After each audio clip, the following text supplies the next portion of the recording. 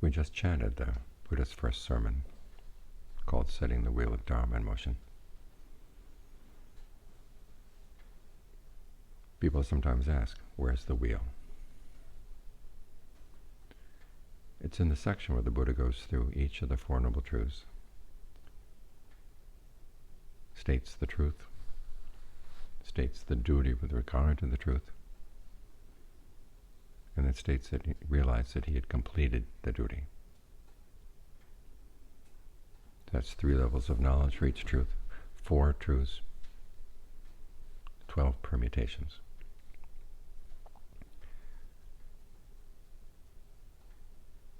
He goes through all the permutations.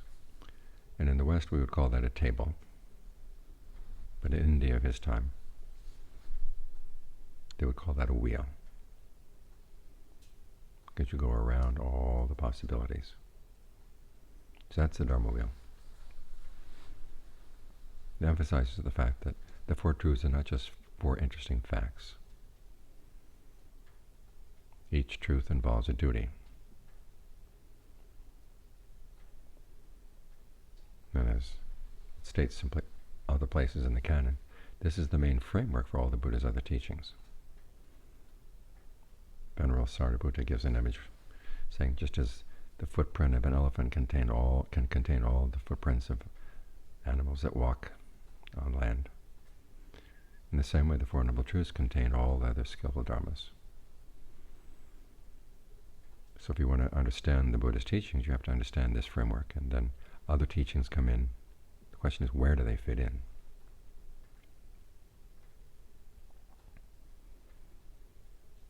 In the First Noble Truth, the Buddha noted that there are lots of different kinds of suffering, and the word he uses in Pali, dukkha, can mean anything from gross physical suffering, gross mental suffering, really intense anguish, all the way down to just subtle levels of stress. Even in blissful states of mind that are fabricated, there's going to be some stress, and there's some dukkha there. And so the word dukkha covers all of that range. And translated as stress, the basic meaning in everyday language in those days was pain. We usually translate it as suffering to emphasize the fact that compared to nirvana, everything you experience in the 6 senses is suffering. But the suffering, there's 2 types of suffering that the Buddha talks about. He talks about the suffering of the 3 characteristics and suffering of the Four Noble Truths. Suffering in 3 characteristics is simply the fact that things are fabricated, and there's stress when you try to find happiness in things that are fabricated. The real suffering is the stress that comes from craving. And that's not necessary. As long as there's going to be some sorrow, there's going to be fabricated things. Even arahants, after their awakening, they still experience change, experience fabricated things. But they've learned how not to suffer in the sense of the suffering in the Four Noble Truths. They don't weigh their minds down.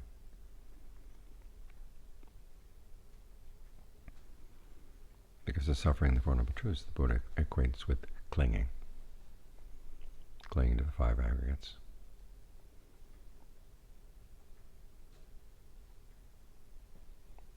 There's something counterintuitive about that. We tend to like the things we cling to. And here's the Buddha telling us we're suffering because of those things. The word for clinging in Pali, upadana, can also mean to feed. This gets even more counterintuitive. For most of us, a lot of our pleasure in life comes from feeding not only on physical food, but also on emotional food we get from other people, mental food that we get from other people. And here the Buddha is telling us, and that's the essence of suffering. Which is one of the reasons why when he taught people, he didn't start out with the Four Noble Truths. He started out with what's called a step-by-step discourse, where he'd start with the topic of generosity, pointing out the goodness that comes from being generous, the happiness that comes from being generous. He's talking specifically about the generosity that comes voluntarily. A king once came to see the Buddha and asked him where a gift should be given. And the Buddha said, give where you feel inspired, or you feel it would be good, would be well used. So encourages voluntary giving, because there's a goodness of the heart that comes to nourish that, and also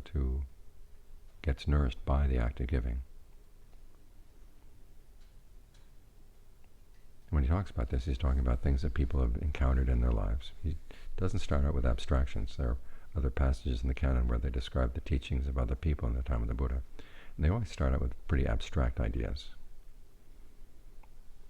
about the nature of the cosmos, or saying that human action is totally useless, powerless. And the Buddha says, no, human action makes a difference. Being generous makes a difference. The same with the second topic in the step-by-step discourse. Virtue makes a difference. It's good for your heart, good for your mind, when you abstain from harm.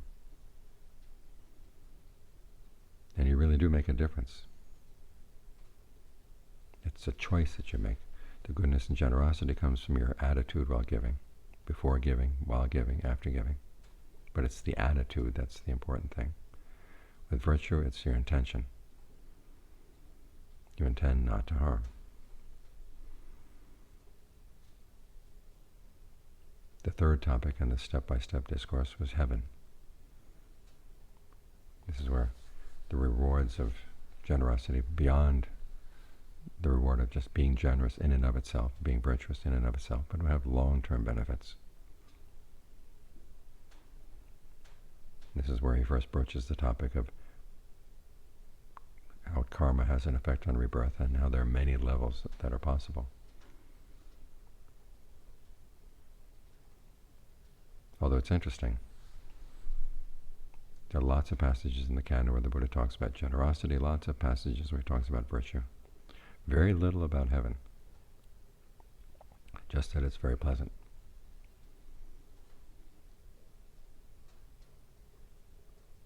But then he goes on to point out the drawbacks of sensuality. You go to heaven, and you get lazy, you get complacent. Not every deva gets complacent, but a lot of them do. As the Buddha said,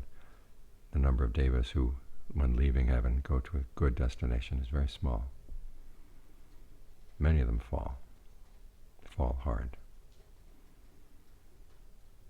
It's almost as if samsara was a sick joke. You work hard to move your way up, and then you get up onto the top, and you get lazy, you get complacent, you stop doing the goodness that got you there, and then you fall.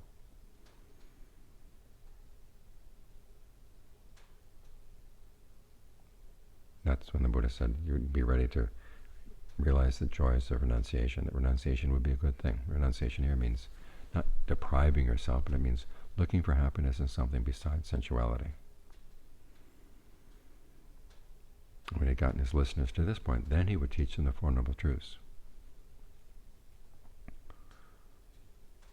Because the Four Noble Truths are basically a problem-solving approach to this problem.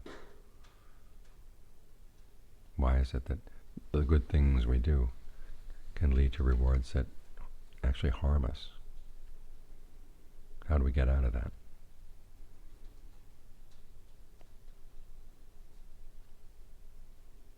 It's the how and the why. That's why the Four Noble Truths carry duties. The duty with regard to suffering, the clinging to the aggregates, is to comprehend it. It means understanding to the point where you have no passion, aversion, and delusion about it.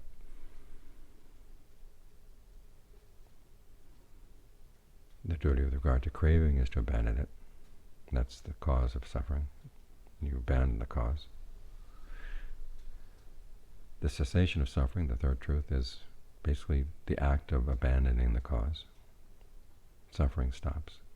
And the way you do that is to follow the Eightfold Path. That's something you develop. You realize cessation of suffering by developing the path. That's what we're doing right now. That's where we focus our attention. The path starts with right view and goes through right resolve, right speech, right action, right livelihood, right effort, right mindfulness, right concentration. These are things we try to develop. And in the course of developing them, we learn how to comprehend suffering, and we learn how to abandon craving. So the focus is on the doing of the path. That's one of the reasons why the very first thing the Buddha approached in his first talk was the path. You may notice he doesn't start with the Four Noble Truths, he starts with the path. Then in the context of the path, he discusses the Four Noble Truths basically under right view, the first factor of the path.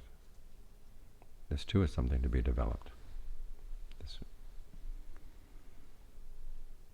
So we're here developing. We focus on trying to abandon unskillful qualities in the mind, develop skillful ones in their place. And we realize to do this well, we have to be very mindful. That's how we establish mindfulness. Focusing on the breath, focusing on the body, focusing on the 32 parts of the body, the breath. There are lots of topics we can focus on.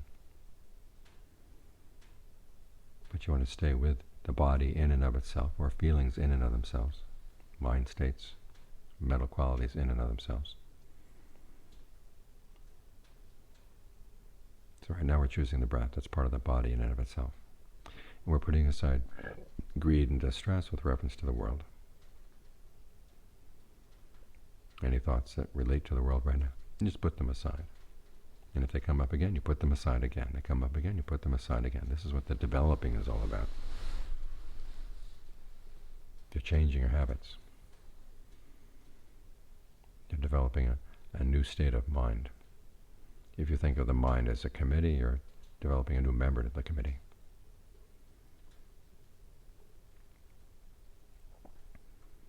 But the important thing is that you develop a sense of well-being with this focus. You do that by being, as the Buddha said, ardent, alert, and mindful. Mindful means keeping things in mind. Alert means being very clear about what you're doing, the results of what you're doing. The ardency is trying to do this well. It's basically right effort in the context of right mindfulness.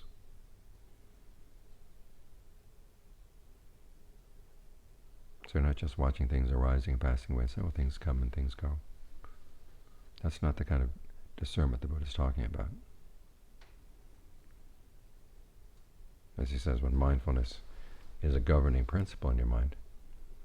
you're mindful that if there are skillful qualities that you haven't given rise to yet, you do what you can to make them come into being. When they're there, you make sure they don't go away. So instead of watching things come and go, you're trying to make sure that good things come, and when they try to make sure they don't go.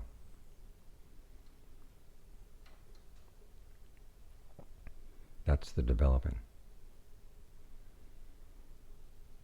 And when you do that, then the mind has a place to settle down with a sense of ease.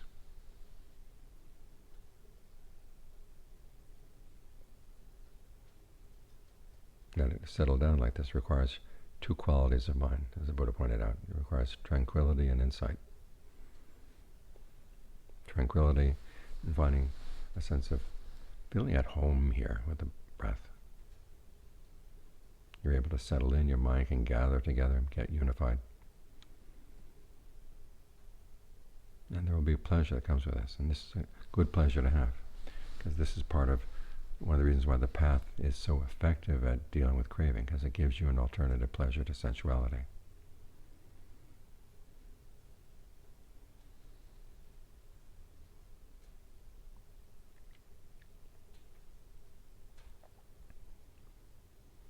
As for the insight, you have to understand the mind, what it's doing, why it's going after things that would destroy your concentration. This is where that 5-step program comes in. If something is eating away at your concentration, you look at when it comes, why is it coming? What causes it to come? And then you see that it does pass away on its own. After all, it is inconstant, stressful, not self. But then you pick it up again. Then the question is, why do you pick it up? And this is where you have to look into the allure. What do you find appealing about this thought, this mind state that's pulling you away?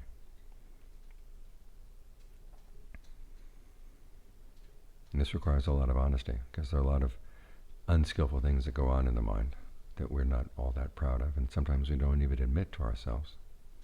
why we like them, or that we like them. There's another reason why we practice concentration, to give the mind a sense of stability, a sense of learning how to trust itself. So be willing to look into some of its unskillful habits, admit them for what they are, and learn how to see through them. Because once you see the allure, then the Buddha says, look at the drawbacks of that particular state of mind. And when you see that the drawbacks really outweigh the allure, and it really hits home, this is not just an intellectual exercise. We're training what in Pali is called citta, which means both heart and mind. As part of the heart, this is, why have I been doing this? You see how much suffering you've been causing yourself. And that's the escape. And this kind of insight is what helps get the mind in concentration. And then the concentration, of course, gives you more solid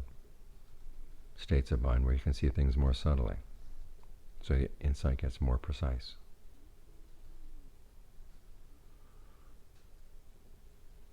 So it's this combination of tranquility and insight based on concentration. That's what's going to undercut the cravings that cause suffering. So we work on getting the mind to settle down. And the course is getting the mind to settle down, developing mindfulness, developing concentration. We begin to abandon some of our cravings. We begin to comprehend some of our suffering, comprehend our clinging.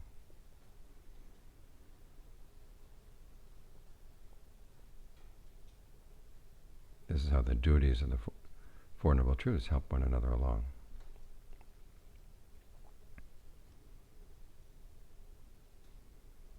So this is the framework for understanding what we're doing, is what we're here right now. We are working on developing something. We're not just saying, well, I'll be good with whatever comes up. The Buddha never taught that.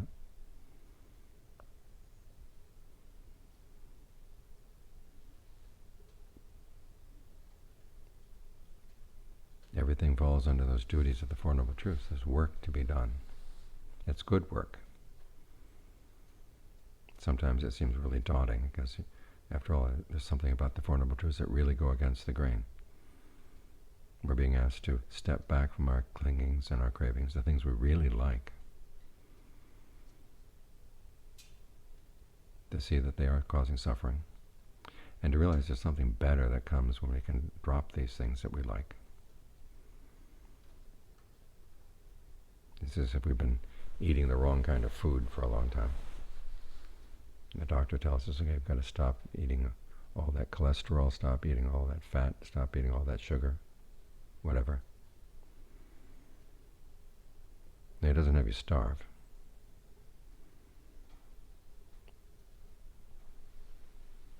After all, there is the food of concentration. And there's the food of well-being that comes when you see things clearly.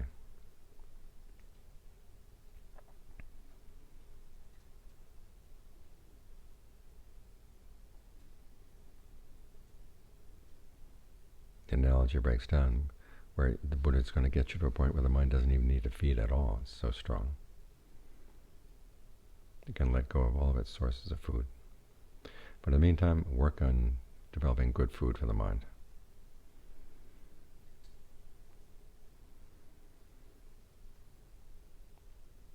And Ajaan was never the sort of person who liked to talk about controversial points in the Dhamma, But there was one point that he brought up, which is some people say the path is all about letting go, letting go, letting go. And he said that's not the case. We've got to do some developing. After all, that's a duty with the fourth noble truth there. So work on developing your concentration, work on developing your tranquility and insight. They all go together.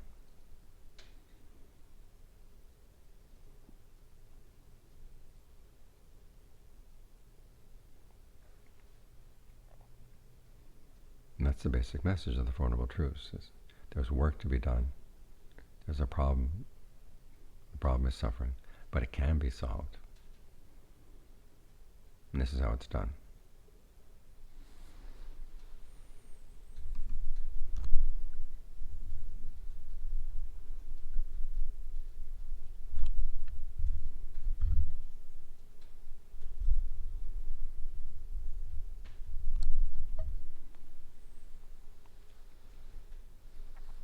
เมื่อกี้เราสวดธรรมจักร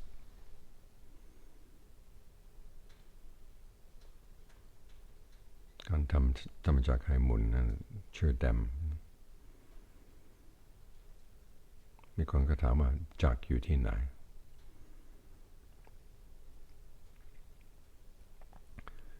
จักรก็อยู่ในช่วงที่พระพุทธเจ้า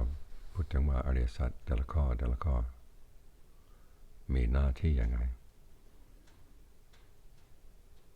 แล้วพระองค์ก็ได้รู้ตัวว่าทำหน้าที่นั้นเสร็จแล้วเรียกว่ามีเกียรติเพราะฉะนั้นมีความรู้อริยสัจแต่ละข้อมีความรู้3 ขั้นรู้สัจธรรมรู้เกียรติที่ควรจะทำแล้วก็รู้ว่าเกียรติสำเร็จแล้วเอา4 คูณ 3ก็ได้12แล้วท่านก็ไล่แต่ละข้อสมัยนั้นเขาจะเรียกว่าจักร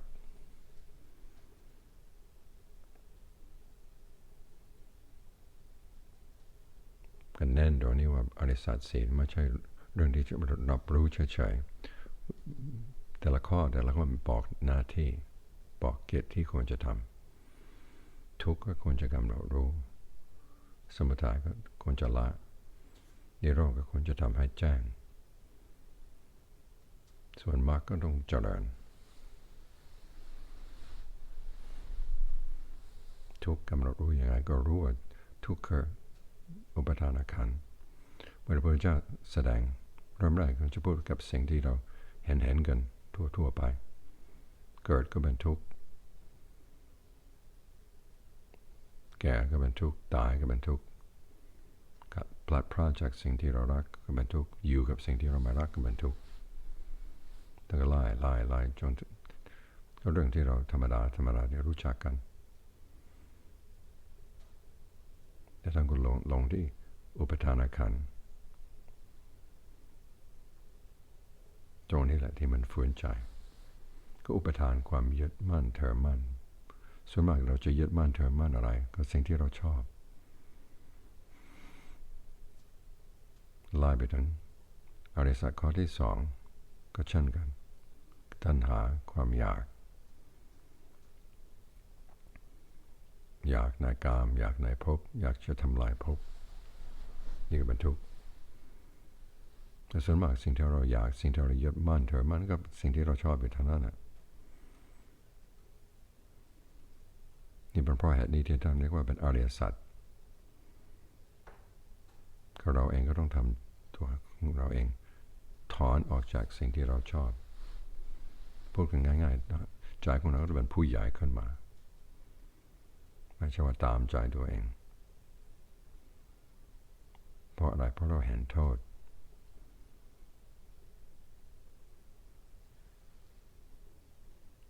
เป็นเพราะเหตุนี้ที่พระองค์เวลาจะอธิบายเรื่องอริยสัจส่วนมากจะไม่พูดเป็นข้อแรกหรอกต้องเตรียมใจของผู้ฟังที่ท่านเรียกว่าอนุบุพเพกถาเริ่มจากความดีพื้นก็ทาน ในพระไตรปิฎกท่านก็แสดงว่าคณาจารย์ในสมัยนั้นส่วนมากก็จะเอานู่นสิ่งที่อยู่ไกลว่าโลกเป็นอย่างนั้นโลกเป็นอย่างนี้หรือว่าก็จะพูดถึงว่าการกระทำของมนุษย์ไม่มีผลก็โลกก็จะต้องเป็นไปตามกฎเกณฑ์ของโลกเหมือนกับนักวิทยาศาสตร์บางคนทุกวันนี้ที่บอกว่ามนุษย์เราไม่มีทางที่จะเลือกทุกสิ่งทุกอย่างก็เป็นไปตามกฎเกณฑ์ของวัตถุซึ่งฟังแบบนี้มันก็ทำให้ใจหดหู่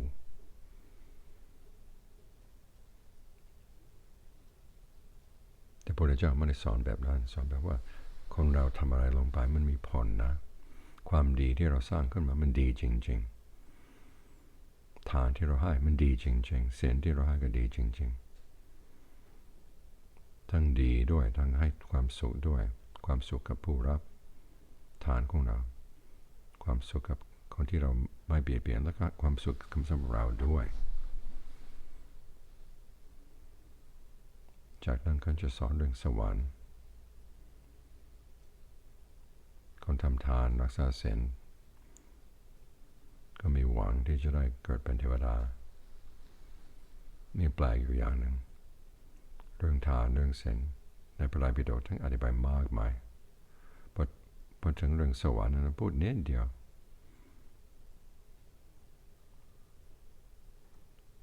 ว่าความสุขของพระเจ้าแผ่นดินที่ไม่ต้องไปรบกับใครไม่ต้องไปอะไรกับใครประชาชนรักทรัพย์สมบัติก็มีมากมายเหลือที่จะใช้ได้ก็ยังความสุขไม่ถึงเสี้ยวหนึ่งของความสุขของเทวดา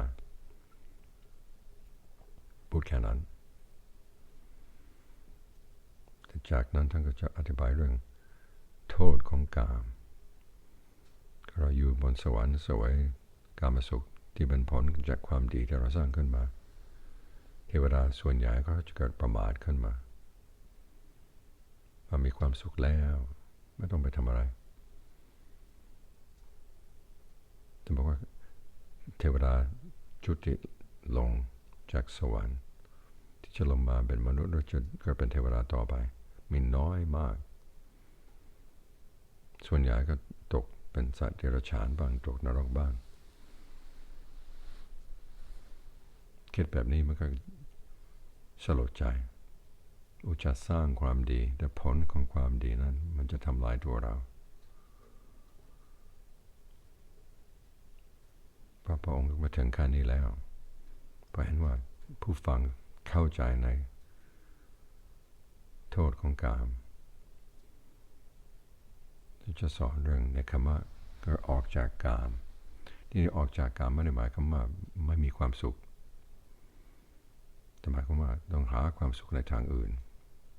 ในทางที่อบรมจิตใจของเราให้เป็นสมาธิพระผู้ฟัง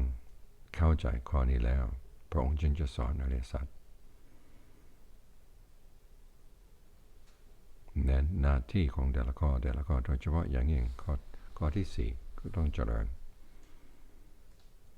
ญคุณธรรมในจิตใจของเราก็ท่านพูดถึงแล้วตอนอธิบายเรื่องทานท่านบอกว่าทานที่จะให้ผลเป็นบุญมากก็ต้องอยู่ที่จิตใจของผู้ให้ยินดีในการให้ด้วยความเคารพให้ด้วยความเลื่อมใสศีลก็เช่นกันมันอยู่ที่จิตใจอยู่ที่เจตนาของเรา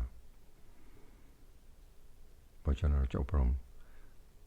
ความดีทั้งหลายแล้วมันอยู่ที่จิตใจเป็นข้อใหญ่เป็นเพราะเหตุนี้ที่เราต้องเจริญสติเจริญสมาธิอย่างที่เราทำอยู่เนี่ยนี่เราทำถูกต้องเวลาอยู่กับท่านพ่อเฟื่องน้อยครั้งที่ท่านจะพูดถึงเรื่องธรรมะที่เขาถกเถียงกันแต่มีอยู่ครั้งหนึ่งที่ท่านพูดถึงว่ามันมีคนหลายคนบอกว่าการปฏิบัตินี่มีเรื่อง ละวางอย่างเดียวท่านบอกว่าไม่ใช่ไอ้ที่เราละวางก็เรื่องสมุทัยแต่ว่าต้องเจริญด้วยคือเจริญมรรคที่เราเจริญสติไม่ใช่ว่ารับรู้เฉยๆว่าอะไรเกิดขึ้นแล้วก็ดับไปเกิดขึ้นแล้วดับไปของเขาเองท่านบอกว่าถ้าสติของเราเป็นใหญ่ในจิตใจของเราสติเป็นอธิบดีหมายความว่าเราก็ระลึกไว้เสมอว่าความดีที่เรายังไม่มีก็ต้องสร้างให้มีขึ้นมาให้ได้ส่วนความดีที่มีอยู่แล้วไม่ให้มันดับ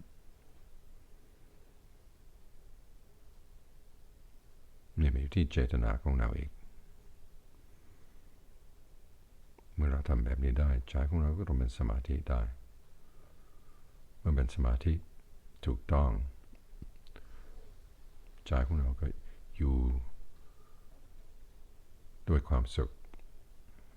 มีปิติเกิดขึ้นนี่เราเอาอันนี้เป็นอาหารก็ท่านบอกว่าที่ทุกข์อะไรก็อุปทานคำว่าอุปทานนี่หมายความว่าความยึดมั่นถือมั่นแล้วมีความหมายอีกอย่างนะครับว่าการกินที่ใจของเราไปกินไม่ใช่เฉพาะอาหารที่เป็นอาหารของร่างกายไม่ใช่อาหารของจิตใจด้วยที่ส่วนมากเรากินเผ็ดหลักท่านก็ให้เราทำสมาธิให้ใจของเราเสวยความสุขที่ไม่มีโทษนั่นจะเป็นการอบรมทั้งสมถะด้วยทั้งวิปัสสนาด้วยในตัวสมถะก็ใจของเราสงบตั้งมั่นเป็นหนึ่งส่วนวิปัสสนาก็ความรู้แจ้งเห็นจริงเริ่มแรกก็รู้แจ้งในเรื่องของจิตใจของเราว่าทำยังไงฉันจะให้ใจของเราหลงทำยังไงฉันจะไม่ให้ใจของเราไหลไปตามนิวรณ์อาการของวิปัสสนาท่านบอกว่ามี5ขั้นขั้นแรกดูสมุทัยที่เกิดของกิเลสตัวนั้นข้อที่2เห็นว่าเมื่อสมุทัยดับกิเลสก็ดับไม่ใช่ว่าอยู่ตลอดเวลานะอย่างเช่นความโกรธเกิดขึ้นถ้าเราไม่รักษามันเหมือนที่เรารักษาไฟนี่แหละมันก็จะดับทีนี้มันไม่ดับเพราะอะไรที่มันดับแล้วแต่เราก็ก่อให้มันขึ้นมาอีกมันจะดับแล้วก่อให้มันขึ้นมาอีกมันเพราะอะไรมีรสอร่อยตรงไหนนี่มันขั้นที่3ดูรสอร่อยของเขาทำไมเราชอบใจมันจะบอกว่าไม่ชอบแต่มันก็ต้องชอบไปได้ถ้ามันไม่ชอบมันจะไม่คิดมัน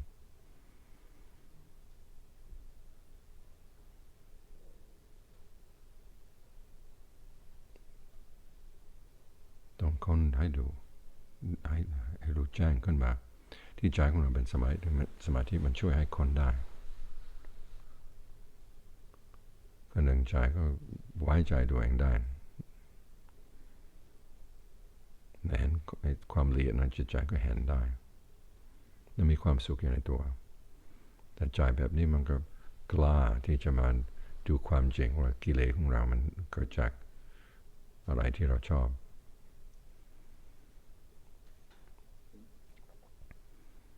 ทีนี้พอเราเห็นว่าเราชอบเพราะสิ่งที่เหตุผลของเรามันโง่จริงๆเห็นโทษขึ้นมามันก็มากมายเราจะเอามันทำไมใจของเราก็สละออกจากนิวรณ์ตัวนั้นออกจากจิตอาการของจิตแบบนั้น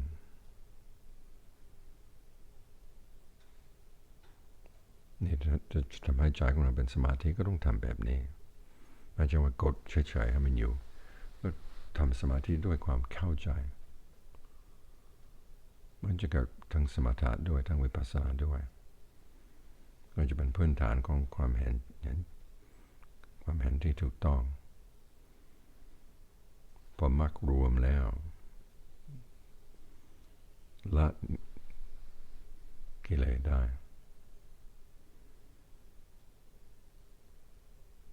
จากนั้นท่านบอกว่าต้องละมรรคด้วยท ถ้าเรายึดในมรรคตราบใดที่กิเลสยังมีอยู่ก็ต้องยึดอยู่ดีแต่เมื่อกิเลสตัวอื่นหมดไปแล้วกิเลสละเอียดในสมาธิก็ต้องละเหมือนกัน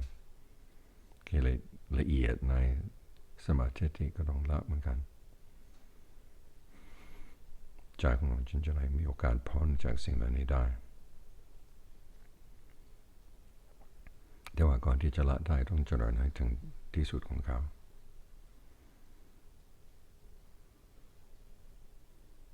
รวมแล้วเมื่อเรา